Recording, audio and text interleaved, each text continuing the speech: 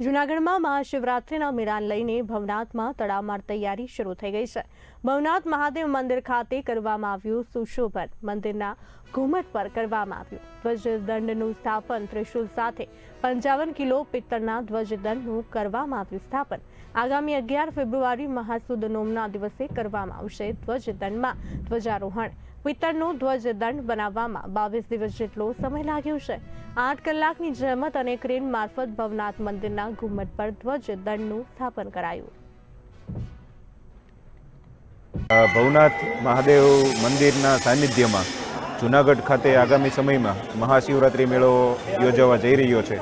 તંત્ર એને આખરી ઓપ આપી રહ્યું છે ત્યારે ભવનાથ મંદિર પણ નવા શણગાર સજી રહ્યું છે। માનનીય જિલ્લા કલેક્ટર સાહેબના માર્ગદર્શનમાં આ મંદિરની સમગ્ર રિનોવેશનની કામગીરી છે એ હાથ ધરવામાં આવી છે। તેમાં મંદિરનો જે ધજાદંડ છે એ પણ બદલવામાં આવ્યો છે। આ જે ધજાદંડ છે એના વજન 55 કિલો છે। અમારા જૂનાગઢના કારીગર શ્રી અમિતભાઈ કંસારા એમની પાસે અમે આ કામગીરી કરાવેલી છે। ધજાદંડ છે એની ઉપર ત્રિશૂળ પણ આપવામાં આવેલું છે અને આ ધજાદંડ છે એ શાસ્ત્રોક્ત જે વિધિ પ્રમાણે જે વર્ણન હોય છે એ પ્રમાણેનો બનાવવામાં આવેલો છે। આગામી સમયમાં જે ધજારોહણ કરવામાં આવશે એમાં આ ધજાદંડ ઉપર પ્રથમ વખત ધજા ચડાવવામાં આવશે અને આ જે મેળો છે એમાં ધજાદંડ આકર્ષણનું કેન્દ્ર પણ। આ અમારા કંસારા જ્ઞાતિનો મૂળ ધંધો મેં સાચવેલો છે ને મને શોખ છે।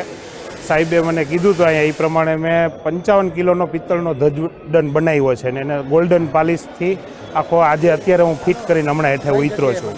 આ જૂનાગઢમાં માલીવાળા રોડ ઉપર માધવ મેટલ આર્ટ મારી દુકાન છે અને ત્યાં જ કામ કરું છું ને શોખથી કામ કરું છું। આ ગિરનારના જંગલમાં ઘણા બધા કામ મેં કર્યા છે નવા કામ મહાદેવના આશીર્વાદથી મળતા રહીએ એ બદલ આ અત્યારે ભવનાથ મંદિર ઉપર ચડાવ્યો છે ધ્વજદંડ પહેલી વાર ચડ્યો છે અને હવે આવતી નોમે જે મૈડાની ધજા ચડશે ને એમાં પહેલી વાર એની ધજા ચડશે અને આ 17 ફૂટનો ધજાદંડ છે આખો 55 કિલો વજન છે અને ત્રિશૂલ ને ડમરું ને બધું એમાં નાખેલું છે।